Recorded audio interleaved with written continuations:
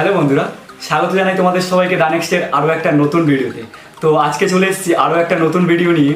তো আজকে ভিডিও করতে চলেছি ইনস্ট্যান্ট আইস বা এখানে বসে বসে বরফ তৈরি করব। তো চলো দেখে নেওয়া যাক কীভাবে বরফটা তৈরি করা যায়। তো তার আগে বলে রাখি, এই ভিডিওটা করার জন্য আমার কিছু জিনিসের প্রয়োজন। প্রথম আমার প্রয়োজন হচ্ছে প্যাম্পাস, যেটা আমি প্যাম্পাস পাউডারটা নেব। তারপর আমার যেটা প্রয়োজন সেটা হচ্ছে বেকিং সোডা, এবং তারপর হচ্ছে কিছুটা সল্টের প্রয়োজন, যেটা প্রয়োজন মতো নিতে হবে। এবং তারপর হচ্ছে অ্যাসিটন, যেটাকে আমরা সাধারণত স্পিরিট বলে থাকি। এবং সবার শেষ যেটা প্রয়োজন সেটা হচ্ছে কিছুটা জলের প্রয়োজন।